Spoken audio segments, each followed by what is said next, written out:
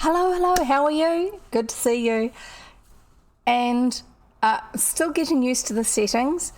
Not quite got them sorted out properly, but I'm using my new camera. It's a little bit hard to be able to show you unless I held something up as a mirror, and maybe you'd see it. We'll see if we get that recursive effect. Yeah, what about it? We'll try. Yeah, filthy mirror. Just because it's the one that sits there catching all the dust and stuff and not being used. There's the camera. Yay!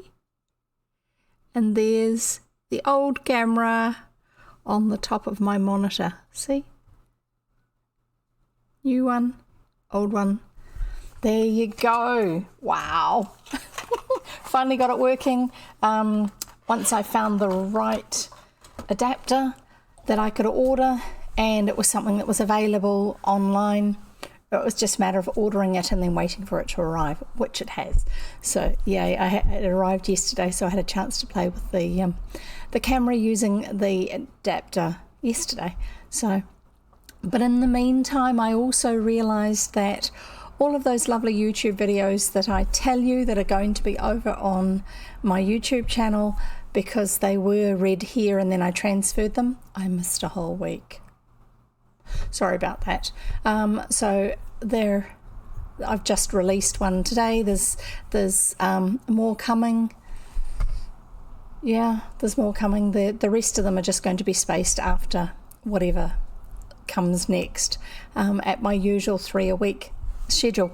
Yeah, sorry about that. It's been a rather hectic fortnight, as you've gathered from my previous streams talking about things, including having to shift onto the new computer and replacement computer and things like that, necessitating taking an old hard drive out, putting it in the other computer and copying files across so that I have my image in the background and things like that all in the right place. And my OBS, which is my broadcast system program, doesn't keep telling me every time I open it that it can't find the pictures that I need. So far that part of it's been successful, because I didn't get that notification today when I actually opened it up. So that's great. What else? Yeah, I'm still getting used to the light adjustment on this, because I have to go through another program that's specific to the brand of the camera, and then open it up in OBS. But I can't have them both open at the same time, because they each say that the camera is then not available because somebody else is using it. They're a bit fussy like that. You can't sort of swap between the two. You actually have to close the program and open up the new one. All technical information you probably don't need to know. And then the last thing that I found out that was a bit weird, and I still haven't figured out what's wrong, is I know I've got my captions coming up on the screen.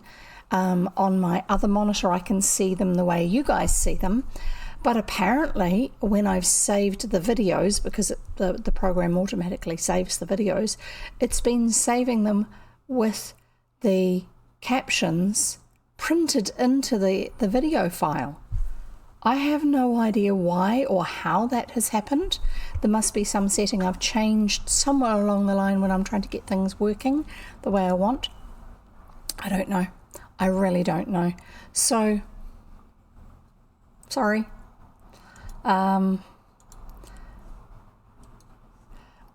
We'll just have to see how we go.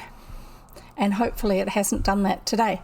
Anyway, so what are we doing? We're actually not here to talk about all my tech problems and everything else like that. We're actually here to listen to the story of Emily of New Moon, written by L.M. Montgomery, Lucy Maud Montgomery. Sorry, this is a little bit dusty on top. Must have had it left open. Sorry, I'm just talking about my iPad mini, first generation iPad mini. Yeah, it's a bit messy on the screen. Must have had it left open while I was doing something, and it's got a little bit of dust and bits and pieces on it. So we are reading a book written by Lucy Maud Montgomery, who is very famous for having written the Anne of Green Gables stories. Come on. Thank you. I'm trying to get it to open up the actual chapter that we're up to. It didn't seem to want to for some strange reason. There's a lot of weird tech things happening to me at the moment. Are they happening to you too? We're getting lots of weird spam texts, which we didn't used to get, coming through on our phones. All sorts of stuff. What's happening? Are there sunspots? Are they making things go weird with electronics? We did have some weird weather here the other week, but everything's been working normally since then, so it shouldn't be that. We'll see how we go. Right, if you're new here, hi, I'm Jev. I read old-fashioned children's books because otherwise nobody ever gets to experience them these days. They're only an old lady's memories and nobody actually gets to enjoy these old stories. They're a great way to see a different part of the world, a different time period, without having to leave our homes, without having to leave our computers. They're great for stretching the mind. They're great for helping us to be more understanding of other people, because we are learning what it's like from the inside, from the characters that we're reading about. What else? Few tips, 3 tips. Make sure you've got something to drink, water, keep your brain hydrated, something to snack on. Why not? It's nice to have something yummy to eat while you're listening to a story, and somewhere comfortable to sit, unless of course you're actually studying or working or something like that where you can't sit somewhere comfortable, in which case you just have to make do with whatever your situation is, and hopefully my ramblings and reading will be entertainment enough. Sorry, itchy nose. About me, I've got grey hair. I'm older than you, probably. Fairly likely. I've lived in several different places. I have actually spent time in Canada because I've got relatives there, and our current book is set in Canada, but it's set on Prince Edward Island, and I don't know that I've actually been there. I know I've been to some of the other places nearby, such as Nova Scotia, and I think even New Brunswick, which is where the bridge crosses across to Prince Edward Island from now. I think you used to have to get a ship, a ferry across, but these days there's a bridge. There's been a bridge for quite some time. Hi Jonathan, good to see you. Jonathan's another reader, and he also games as well, unlike me. I don't. Well, actually I played a game on my computer just the other day. Started to play a game on the computer, but I don't stream games.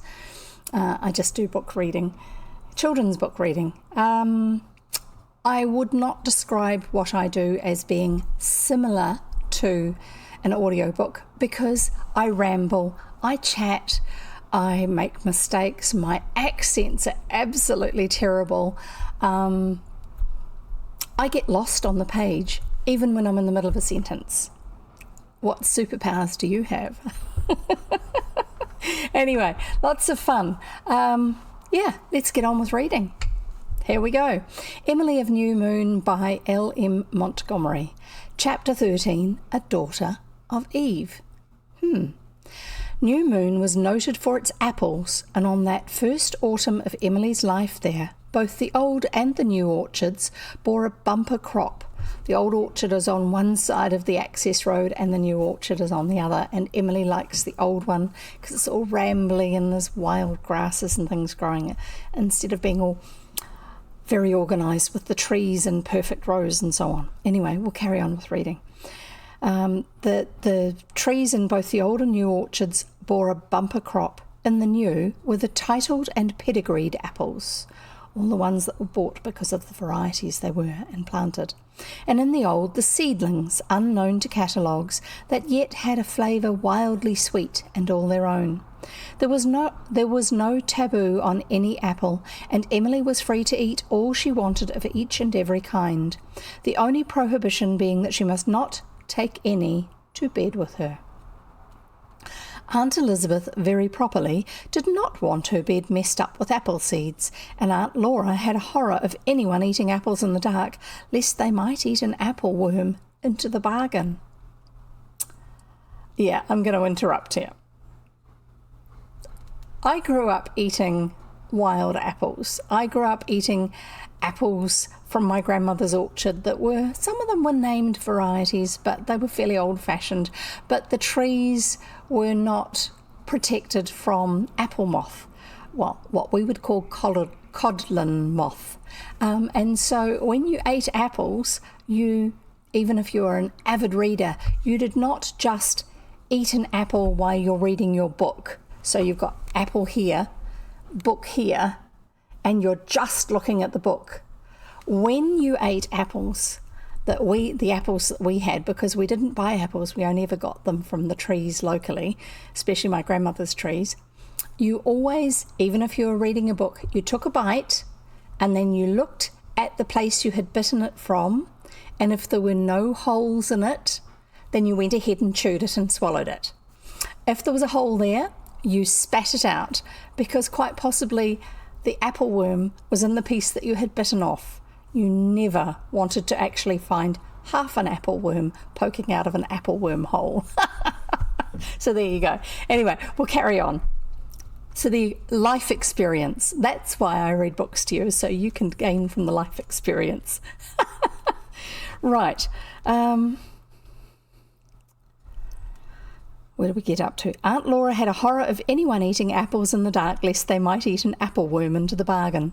Emily, therefore, should have been able to fully satisfy her appetite for apples at home, but there is a certain odd kink in human nature by reason of which the flavour of the apples belonging to somebody else is always vastly superior to our own, as the crafty serpent of Eden very well knew. Emily, like most people, possessed this kink, and consequently thought that nowhere were there such delicious apples as those belonging to Lofty John. Now, Lofty John's property is the one next door, and it's the property where the chap who bought the land got into a disagreement with Emily's grandfather, I think, and they had stopped talking to each other, so it's basically the enemy's property. Oh dear, I can see ructions coming, because somebody's going to find out she's been eating apples off the enemy's property. We'll see how we go. There was nowhere where there were such delicious apples as those belonging to Lofty John. He was in the habit of keeping a long row of apples on one of the beams in his workshop, and it was understood that she and Ilse might help themselves freely whenever they visited that charming, dusty, shaving-carpeted spot. Okay, so they're allowed to go and visit his property. But I think, from what I remember, that this is not something that we discuss with Aunt Elizabeth, the matriarch. We'll find out, shall we? Anyway, 3 varieties of Lofty John's apples were their especial favourites. The scabby apples, that looked as if they had leprosy, but were of unsurpassed deliciousness under their queerly blotched skins. The little red apples, that's got quotation marks around it, scarcely bigger than a crab, deep crimson all over and glossy as satin, that had such a sweet, nutty flavour. So they're very, very small ones, like crab apples, but not tart. And the big green sweet apples that children usually thought the best of all. Now, just a wee tip, the ones that they referred to as being scabby and leprous, there are varieties of apples and pears, but more so pears, where they are russeted, which is where it has a rough brown surface on it. Some of them are russeted all over, and some of them it's kind of patchy. But yes, I have discovered that too. They're often much sweeter and a lot more intense flavour than the ones that are standard ones. And there are certain varieties that russet either naturally completely all over, or ones that develop it. They tend to have something that happens in their growth that irritates the skin maybe, and causes them to have this rough brown texturing on the skin. But the apples taste wonderful. The big green sweet apples, this is the third sort, that the children usually thought the best of all. Emily considered that day wasted whose low descending sun had not beheld her munching one of Lofty John's big green sweets. In the back of her mind, Emily knew quite well that she should not be going to Lofty John's at all. There you go, I did remember correctly. To be sure, she had never been forbidden to go, simply because it had never occurred to her aunts that an inmate of New Moon would so forget the beloved old family feud between the houses of Murray and Sullivan, belonging to 2 generations back. It was an inheritance that any proper Murray would live up to as a matter of course.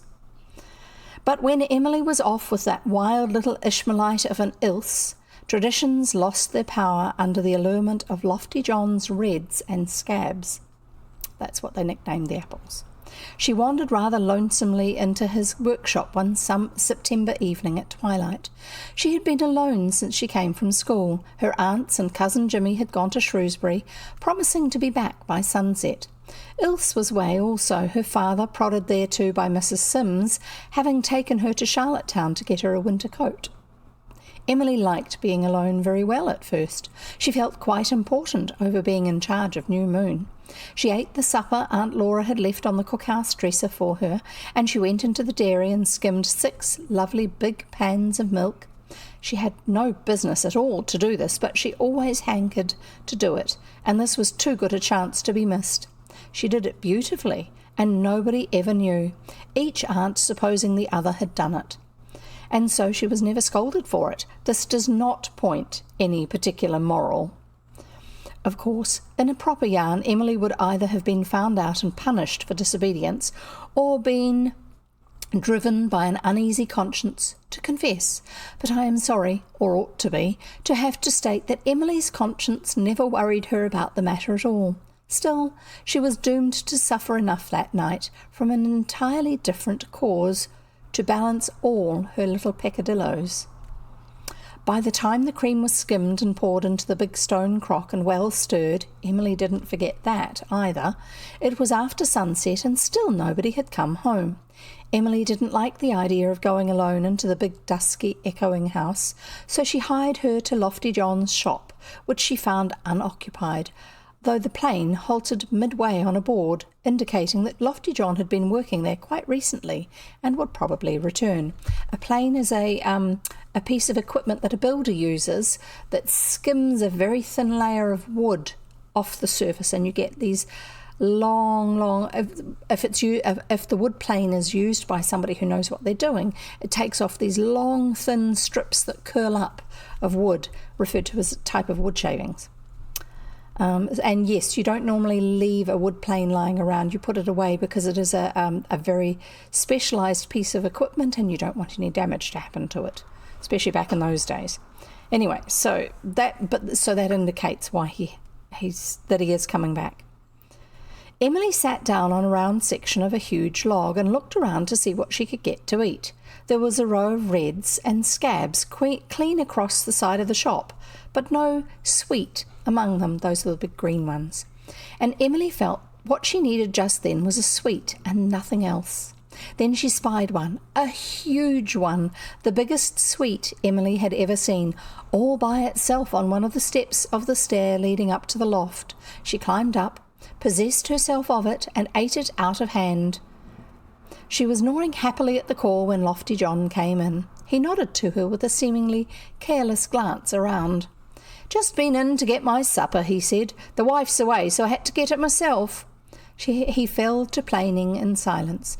Emily sat on the stairs, counting the seeds of the big sweet. You told your fortunes by the seeds, listening to the wind woman whistling elfishly through the knot-hole in the loft, and composing a description. Sorry, I shall read the spelling of this word for you, so you appreciate her spelling skills.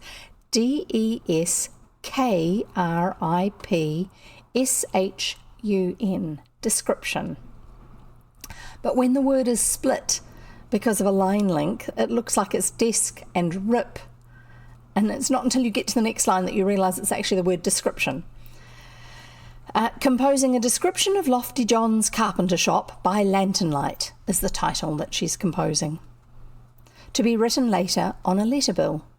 She was lost in a mental hunt for an accurate phrase to picture the absurd, elongated shadow of Lofty John and his nose on the opposite wall when Lofty John whirled about so suddenly that the shadow of his nose shot upward like a huge spear to the ceiling and demanded in a startled voice, "What's become of that big sweet apple that was on the stair?" "Why, I ate it," stammered Emily. Lofty John dropped his plane, threw up his hands, and looked at Emily with a horrified face. "The saints preserve us, child, you never ate that apple. Don't tell me you've gone and ate that apple." "Yes, I did," said Emily uncomfortably. "I didn't think it was any harm. Harm? Listen to her, will you? That apple was poisoned for the rats. They've been plaguing me life out here. And I had me mind made up to finish their fun, and now you've ate the apple. It would kill a dozen of you in a brace of shakes." Lofty John saw a white face and a gingham apron flash through the workshop and out into the dark. Emily's first wild impulse was to get home at once before she dropped dead. She tore across the field, through the bush and the garden, and dashed into the house. It was yet still silent and dark. Nobody was home yet. Emily gave a bitter little shriek of despair. When they came, they would find her stiff and cold, black in the face, likely everything in this dear world ended for her forever, all because she had eaten an apple which she thought was perfectly welcome to eat. It wasn't fair. She didn't want to die, but she must. She only hoped desperately that someone would come before she was dead. It would be so terrible to die there all alone in that great, big, empty new moon. She dared not try to go anywhere for help. It was too dark now, and she would likely drop dead on the way. To die out there alone in the dark? Oh, that would be too dreadful. It did not occur to her that anything could be done for her. She thought if you once swallowed poison, that was the end of you. With hands shaking in panic, she got a candle lighted. It wasn't quite so bad then. You could face things in the light. And Emily, pale, terrified, alone, was already deciding that this must be faced bravely. She must not shame the stars and the Murrays. She clenched her cold hands and tried to stop trembling. How long would it be before she died? She wondered. Lofty John had said the apple would kill her in a brace of shakes. What did that mean? How long was a brace of shakes? Would it hurt her to die? She had a vague idea that poison did hurt you awfully. Oh, and just a little while ago she had been so happy. She had thought she was going to live for years and write great poems and be famous like Mrs. Hemans. She had had a fight with Ilse the night before and hadn't yet made it up. Never could make it up now, and Ilse would feel so terribly. She must write her note and forgive her. Was there time for that much? Oh, how cold her hands were. Perhaps that meant she was dying. She had heard or read that your hands turned cold when you were dying. She wondered if her face was turning black. She grasped her candle and hurried up the stairs to the spare room. There was a looking-glass there, the only one in the house, hung low enough for her to see her reflection if she tipped the bottom of it back. Ordinarily, Emily would have been frightened to death at the mere thought of going into that spare room by dim, flickering candlelight, but the one great terror had swallowed up all lesser ones. She looked at her reflection amid the sleek black flow of her hair, in the upward striking light on the dark background of the shadowy room. Oh, she was pale as the dead already. Yes, that was a dying face. There could be no doubt of it. Something rose up in Emily and took possession of her, some inheritance from the good old stock behind her. She ceased to tremble. She accepted her fate with bitter regret, but calmly. I don't want to die, but since I have to die, I'll die as becomes a Murray, she said. She had read a similar sentence in a book, and it came pat to the moment, and now she must hurry. That letter to Ilse must be written. Emily went to Aunt Elizabeth's room first to assure herself that her right-hand top bureau drawer was quite tidy. Then she flitted up the garret stairs to her dormer corner. The great place was full of lurking, pouncing shadows that crowded about the little island of faint candlelight, but they had no terrors for Emily now. And to think I was feeling so bad today because my petticoat was bunchy, she thought as she got one of her dear letter bills, the last she would ever write on. There was no need to write to father. She would see him soon, but Ilse must have her letter. Dear, loving, jolly, hot-tempered Ilse, who just the day before had shrieked insulting epithets after her and who would be haunted by remorse all her life for it. Dearest Ilse, wrote Emily, her hand shaking a little, but her lips firmly set. I am going to die. I have been poisoned by an apple Lofty John had put for rats. I will never see you again, but I am writing this to tell you I love you and you are not to feel bad because you called me a skunk and a bloodthirsty mink yesterday. I forgive you, so do not worry over it, and I am sorry I told you that you were beneath contempt, because I didn't mean a word of it. I leave you all my share of the broken dishes in our playhouse, and please tell Teddy goodbye for me. He will never be able to teach me how to put worms on a fishhook now. I promised him I would learn because I did not want him to think I was a coward, but I am glad I did not, for I know what the worm feels like now. I do not feel sick yet, but I don't know what the symptoms of poisoning are, and Lofty John said there was enough to kill a dozen of me, so I can't have long to live. If Aunt Elizabeth is willing, you can have my necklace of Venetian beads. It is the only valuable possession I have. Don't let anybody do anything to Lofty John, because he did not mean to poison me, and it was all my own fault for being so greedy. Perhaps people will think he did it on purpose because I am a Protestant, but I feel sure he did not. And please tell him not to be haunted by remorse. I think I feel a pain in my stomach now, so I guess that the end draws nigh. Farewell, and remember her who died so young. Your own devoted Emily. As Emily folded up her letter bill, she heard the sound of wheels in the yard below. A moment later, Elizabeth and Laura Murray were confronted in the kitchen by a tragic-faced little creature, grasping a guttering candle in one hand and a red letter bill in the other. "Emily, what is the matter?" cried Aunt Laura. "I'm dying," said Aunt Emily solemnly. "I ate an apple Lofty John had poisoned for rats. I have only a few minutes to live, Aunt Laura." Laura Murray dropped down on the black bench with her hand at her heart. Elizabeth turned as pale as Emily herself. "Emily, is this some play-acting of yours?" she demanded sternly. "No," cried Emily, quite indignantly. "It's the truth. Do you suppose a dying person would be play-acting? And oh, Aunt Elizabeth, please will you give this letter to Ilse, and please forgive me for being naughty, though I wasn't always naughty when you thought I was, and don't let anyone see me after I'm dead if I turn black, especially Rhoda Stewart." By this time Aunt Elizabeth was herself again. "How long ago is it since you ate that apple, Emily?" "About an hour." "If you'd eaten a poisoned apple an hour ago, you'd be dead or sick by now." "Oh!" cried Emily, transformed in a second. A wild, sweet hope sprang up in her heart. Was there a chance for her after all? Then she added despairingly, "But I felt another pain in my stomach just as I came downstairs." "Laura," said Aunt Elizabeth, "take this child out to the cookhouse and give her a good dose of mustard and water at once. It will do no harm and may do some good. If there's anything in this yarn of hers, It may do some good if there's anything in this yarn of hers. I'm going down to the doctor's. He may be back. But I'll see Lofty John on the way." Oh dear, poor Lofty John. What do you think? Maybe he was pulling her leg and didn't realise that she was going to react so badly. Oh goodness. Aunt Elizabeth went out, and Aunt Elizabeth went out very quickly. If it had been anyone else, it might have been said she ran.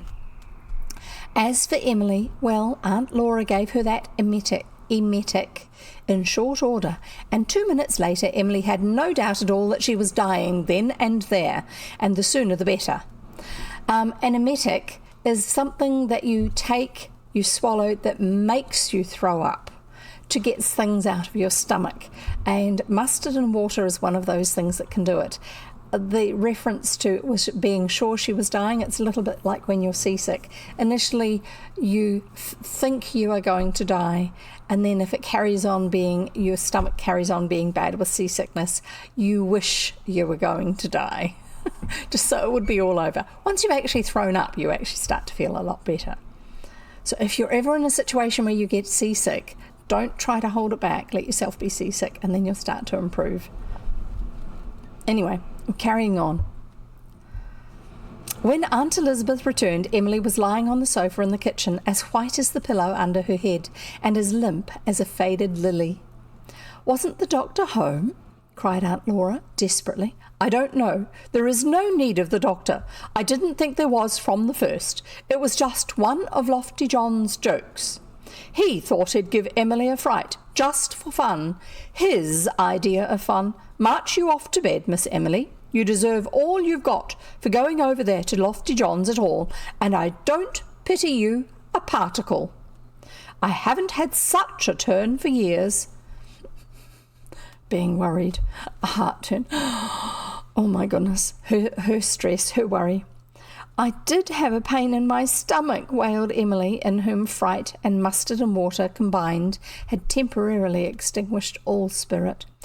Anyone who eats apples from dawn to dark must expect a few pains in her stomach. You won't have any more tonight, I reckon. The mustard will remedy that. Take your candle and go. Well, said Emily, getting unsteadily to her feet, I hate that dodgasted Lofty John. Emily, said both aunts together. He deserves it, said Emily vindictively. Oh, Emily, that dreadful word you used. Aunt Laura seemed curiously upset about something. Why, what's the matter with dodgasted? Said Emily, quite mystified. Cousin Jimmy uses it often when things vex him. He used it today. He said that dodgasted heifer had broken out of the graveyard pasture again. Emily, said Aunt Elizabeth with the air of one impaling herself on the easiest horn of a dilemma, your cousin Jimmy is a man, and men sometimes use expressions in the heat of anger that are not proper for little girls. But what is the matter with dodgasted? Persisted Emily. It isn't a swear word, is it? And if it isn't, why can't I use it? It isn't a ladylike word, said Aunt Laura. Well, then I won't use it any more, said Emily resignedly. But Lofty John is dodgasted. Aunt Laura laughed so much after Emily had gone upstairs that Aunt Elizabeth told her a woman of her age should have more sense. Elizabeth, you know it was funny, protested Laura. Emily being safely out of sight, Elizabeth permitted herself a somewhat grim smile. I told Lofty John a few plain truths. He'll not go telling children they're poisoned again in a hurry. I left him fairly dancing with rage. Worn out, Emily fell asleep as soon as she was in bed, but an hour later she awakened. Aunt Elizabeth had not yet come to bed, so the blind was still up, and Emily saw a dear, friendly star winking down at her. Far away the sea moaned alluringly, and it was nice just to be alone and to be alive. Life tasted good to her again. Tasted like more, as Cousin Jimmy said. She could have a chance to write more letter bills and poetry. Emily already saw a yard of verses entitled Thoughts of One Doomed to Sudden Death, and play with Ilse and Teddy, scour the barns with Saucy Sal, that's the cat, watch Aunt Laura skim cream in the dairy, and help Cousin Jimmy garden, read books in Emily's bower, and trot along the Today road, but not visit Lofty John's workshop. She determined that she would never have anything to do with Lofty John again after his diabolical cruelty. She felt so indignant with him for frightening her after they had been such good friends that she could not go to sleep until she had composed an account of her death by poison, of Lofty John being tried for her murder and condemned to death, and of his being hanged on a gibbet as lofty as himself, Emily being present at the dreadful scene, in spite of the fact that she was dead by his act. When she had finally cut him down and buried him with obloquy, I don't know what that is, the tears streaming down her face out of sympathy for Mrs. Lofty John, she forgave him. Very likely he was not dodgasted after all. She wrote it all down on a letter bill in the garret the next day. So she processes things through her writing. It gets a lot of the emotion out of it, even if it's not actually written at the time but written later on when she's composing it. It helps her to process it. And I would say that that's a big part of the similarity between her and the author, from what I can understand. Right. Let's see if I can get this propped up so it doesn't slide and I'm not holding on to it and having it wiggle my camera too much. There you go. And I'm also looking at a better angle, so I'm not looking down like this all the time, but I'm looking like this. Okay, so chapter break, so that means you need to rush off and go to the loo and get your drink and your snacks and find that comfortable seat that you missed out on doing before. And I'm going to just check a couple of things on my computer here and have a drink of water. I've just had a bit of coffee and I don't have anything to snack on at the moment. Yes, that's the lid of my water bottle squeaking. So off you go. Go on. Go and get your things.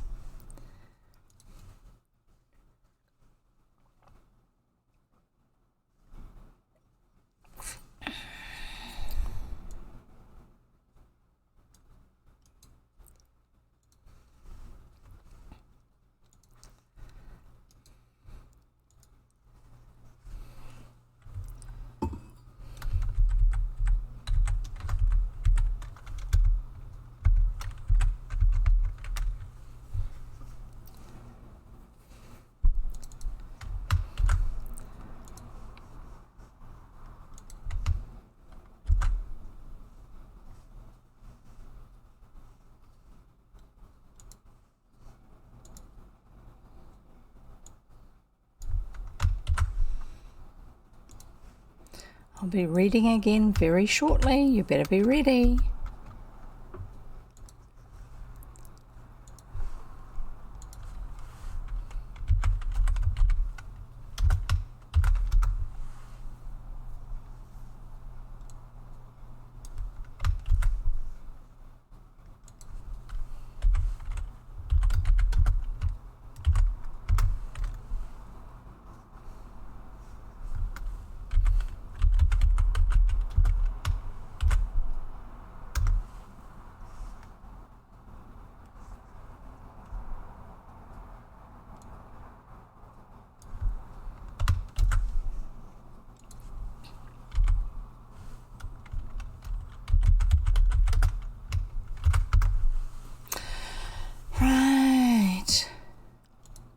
We're ready to go? I hope so.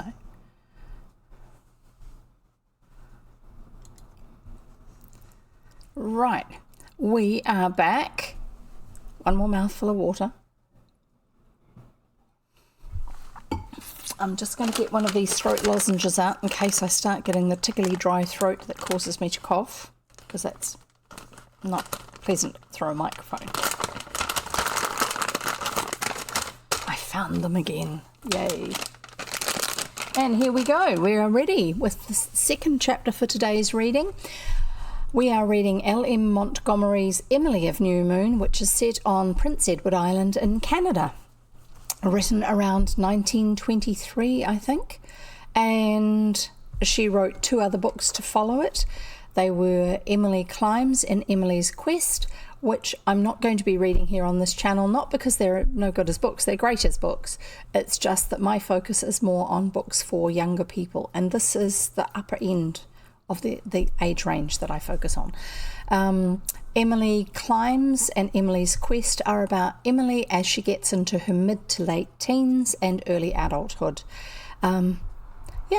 With all the anguish that goes on with that, which is not really my domain. I prefer things like Winnie the Pooh and that sort of stuff, which I'm sure there are some other books like that we haven't read yet. We need to read. Yeah, I'm certain.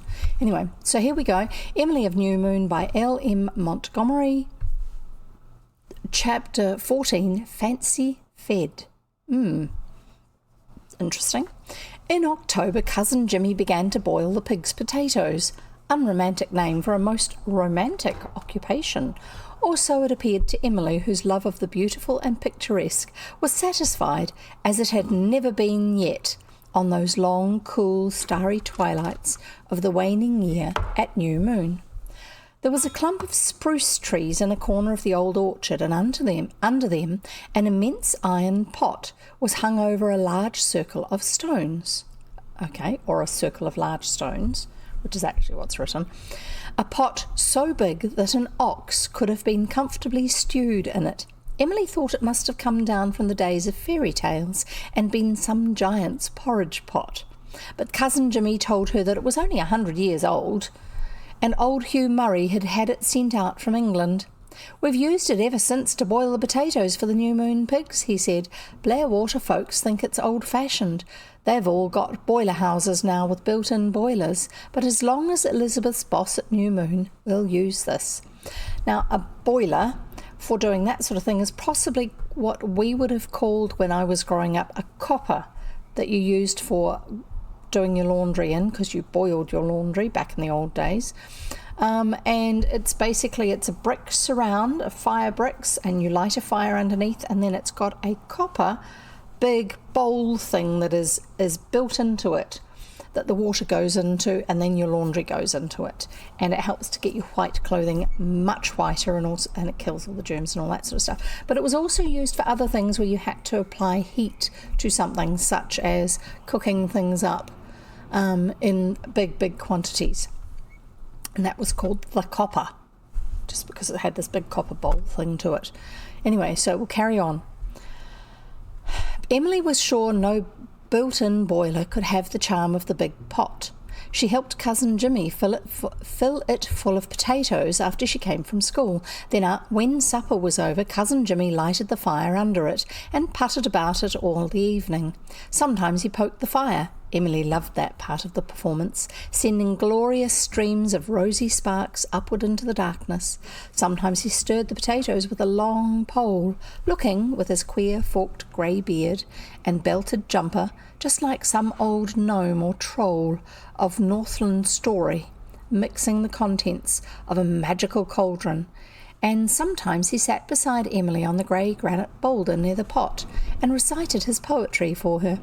Emily liked this best of all, for Cousin Jimmy's poetry was surprisingly good, at least in spots, and Cousin Jimmy had fit audience, though few, in this slender little maiden with her pale, eager face and rapt eyes. They were an odd couple, and they were perfectly happy together. Blairwater people thought Cousin Jimmy a failure and a mental weakling. But he dwelt in an ideal world of which none of them knew anything. He had recited his poems 100 times thus, as he boiled the pig's potatoes. The ghosts of a score of autumns haunted the clump of spruces for him. He was an odd, ridiculous figure enough, bent and wrinkled and unkempt, gesticulating awkwardly as he recited, but it was his hour. He was no longer simple Jimmy Murray, but a prince in his own realm, and for a little while he was strong and young and splendid and beautiful, a credited master of song to a listening, enraptured world. None of his prosperous, sensible Blairwater neighbours ever lived through such an hour. He would not have exchanged places with one of them. Emily, listening to him, felt vaguely as if it had not been for that unlucky push into the new moon well, this queer little man beside her might have stood in the presence of kings. But Elizabeth had pushed him into the new moon well, and as a consequence he boiled pig's potatoes and recited to Emily. Emily, who wrote poetry too, and loved these evenings so much that she could not sleep after she went to bed until she had composed a minute description of them. The flash came almost every evening over something or other. The wild woman swooped or purred in the tossing boughs above them. Emily had never been so near to seeing her. The sharp air was full of the pleasant tang of the burning spruce cones Cousin Jimmy shovelled under the pot. Emily's furry kitten, Mike too, frisked and scampered about like a small, charming demon of the night.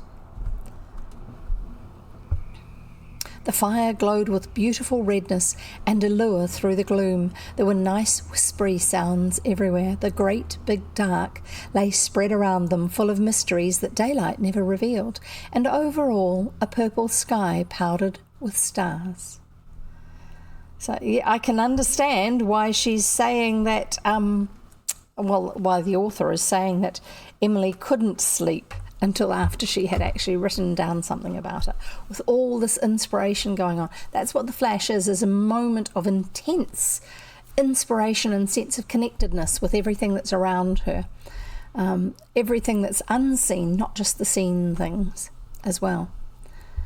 Ilse and Teddy came too on some evenings. Emily always knew when Teddy was coming, for when he reached the old orchard he whistled his call, the one he used just for her, a funny, dear little call, like 3 clear bird notes, the first just medium pitch, the second higher, the third dropping away into lowness and sweetness, long drawn out like the echoes in the bugle song that went clearer and further in their dying.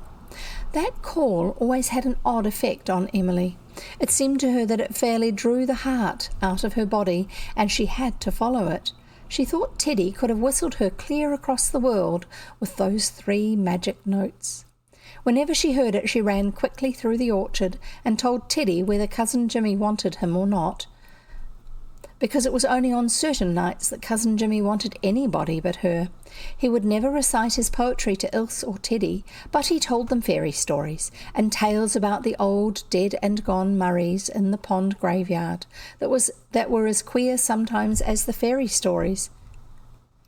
And Ilse would recite too, doing better there than she ever did anywhere else, and sometimes Teddy lay sprawled out on the ground beside the big pot and drew pictures by the light of the fire, pictures of Cousin Jimmy stirring the potatoes, pictures of Ilse and Emily dancing hand in hand round it like 2 small witches, pictures of Mike's cunning little whiskered face peering around the old boulder, pictures of weird, vague faces crowding in the darkness outside their enchanted circle. There were very wonderful evenings there. They had very wonderful evenings there, those 4 children. "Oh, don't you like the world at night, Ilse?" Emily once said rapturously. Ilse glanced happily round her, poor little neglected Ilse, who found in Emily's companionship what she had hungered for all her short life, and who was even now being led by love into something of her rightful heritage. "Yes," she said, "and I always believe there is a God when I'm here like this." Then the potatoes were done, and Cousin Jimmy gave each of them one before he mixed in the bran. They broke them into pieces on plates of birch bark, sprinkled them with salt, which Emily had cached in a small box under the roots of the biggest spruce, and ate them with gusto. No banquet of gods was ever as delicious as those potatoes. Then finally came Aunt Laura's kind, silvery voice, calling through the frosty dark. Ilse and Teddy scampered homewards, and Emily captured Mike too and shut him up safely for the night in the New Moon dog-house, which had held no dog for years, but was still carefully preserved and whitewashed every spring. Emily's heart would have broken if anything had happened to Mike too, because Mike was the cat that she'd had to leave behind, the cuddly cat that she'd had to leave behind. Old Kelly, the tin peddler, had given him to her. Old Kelly had come round through Blair Water every fortnight from May to November for 30 years, perched on the seat of a bright red peddler's wagon and behind a dusty, ambling red pony of that peculiar gait and appearance pertaining to the ponies of country peddlers. A certain placid, unhasting leanness, as of a nag that has encountered troubles of his own and has lived them down by sheer patience and staying power. From the bright red wagon proceeded a certain metallic rumbling and clinking as it bowled along, and 2 huge nests of tin pans on its flat, rope-encircled roof flashed back the sunlight so dazzlingly that old Kelly seemed the beaming sun of a little planetary system all his own. A new broom sticking up aggressively at each of the 4 corners gave the wagon a resemblance to a triumphal chariot. Emily hankered secretly for a ride in old Kelly's wagon. She thought it must be very delightful. Old Kelly and she were great friends. She liked his red, clean-shaven face under his plug hat, his nice twinkly blue eyes, his brush of upstanding sandy hair, and his comical, pursed-up mouth, the shape of which was partly due to nature and partly to much whistling. He always had a little 3-cornered paper bag of lemon drops for her, or a candy stick of many colours, which he smuggled into her pocket when Aunt Elizabeth wasn't looking. and he never forgot to tell her that he supposed she'd soon be thinking of getting married, for old Kelly thought that the surest way to please a female creature of any age was to tease her about getting married. One day, instead of candy, he produced a plump grey kitten from the back drawer of his wagon and told her it was for her. Emily received the gift rapturously, but after old Kelly had rattled and clattered away, Aunt Elizabeth told her they did not want any more cats at New Moon. "Oh, please let me keep it, Aunt Elizabeth," Emily begged. "It won't be a bit of a bother to you. I have had experience in bringing up cats, and I'm so lonesome for a kitten. Saucy Sal is getting so wild, running with the barn cats, that I can't associate with her like I used to. And she never was nice to cuddle. Please, Aunt Elizabeth." Aunt Elizabeth would not and did not please. She was in a very bad humour that day, anyhow. Nobody knew just why. In such a mood she was entirely unreasonable. She would not listen to anybody. Laura and Cousin Jimmy had to hold their tongues, and Cousin Jimmy was bidden to take the grey kitten down to the Blair water and drown it. Emily burst into tears over this cruel command, and this aggravated Aunt Elizabeth still further. She was so cross that Cousin Jimmy dared not smuggle the kitten up to the barn, as he had at first planned to do.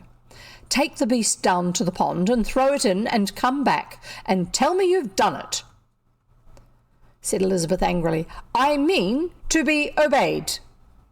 New Moon is not going to be made a dumping ground for old Jock Kelly's superfluous cats." Cousin Jimmy did as he was told, and Emily could not eat any dinner. After dinner she stole mournfully away through the old orchard down the pasture to the pond. Just why she went, she could not have told. But she felt that go she must. When she reached the bank of the little creek where Lofty John's brook ran into Blair water, she heard piteous shrieks, and there, marooned on a tiny islet of sere marsh grass in the creek, was an unhappy little beast, its soaking fur plastered against its sides, shivering and trembling in the wind of the sharp autumnal day. The old oat bag in which Cousin Jimmy had imprisoned it was floating out into the pond. Emily did not stop to think, or look for a board, or count the consequences. She plunged in the creek up to her knees. She waded out to the clump of grass and caught the kitten up. She was so hot with indignation that she did not feel the cold of the water or the chill of the wind as she ran back to New Moon. A suffering or tortured animal always filled her with such a surge of sympathy that it lifted her clean out of herself. She burst into the cookhouse where Aunt Elizabeth was frying doughnuts. "Aunt Elizabeth," she cried, "the kitten wasn't drowned after all, and I am going to keep it." "You're not," said Aunt Elizabeth. Emily looked her aunt in the face. Again she felt that odd sensation that had come when Aunt Elizabeth brought the scissors to cut her hair. "Aunt Elizabeth, this poor little kitten is cold and starving, and oh, so miserable. It has been suffering for hours. It shall not be drowned again." Archibald Murray's look was on her face, and Archibald Murray's tone was in her voice. This happened only when the deeps of her being were stirred by some peculiarly poignant emotion. Just now she was in an agony of pity and anger. When Elizabeth Murray saw her father looking at her out of Emily's little white face, she surrendered without a struggle. Rage at herself as she might afterwards for her weakness. She might rage at herself afterwards for giving in. It was her one vulnerable point. The thing might not have been so uncanny if Emily had resembled the Murrays, but to see the Murray look suddenly superimposed like a mask over alien features was such a shock to her nerves that she could not stand up against it. A ghost from the grave could not have cowed her more speedily. She turned her back on Emily in silence, but Emily knew she had won her second victory. The grey kitten stayed at New Moon and waxed fat and lovable, and Aunt Elizabeth never took the slightest notice of its existence, save to sweep it out of the house when Emily was not about.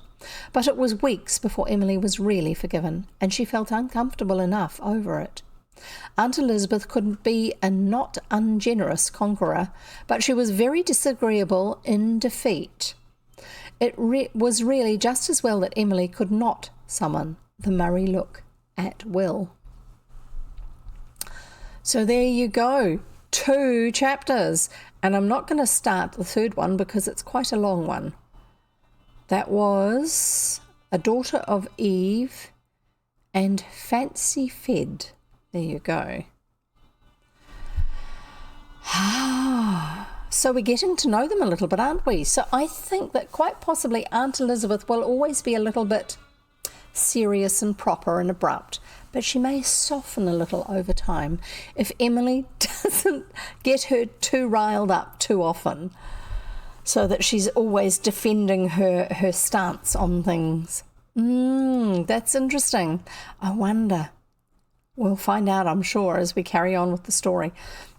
I think we're not quite halfway through the book from what I can see on the progress bar here. And the reason I say from what I can see is because the ebooks from Project Gutenberg have a section at the back that talk about all the people who've helped with editing it and what the changes were that needed to be done, like to the scanned text to make it correct to what the original actually was, or if there were grammatical errors with punctuation marks and things like that. And there's like pages and pages and pages of that, and so it tends to bulk the book out a bit. But most of the time, I usually tend to guess fairly accurately. Let's see if we've got any idea in terms of chapter numbers.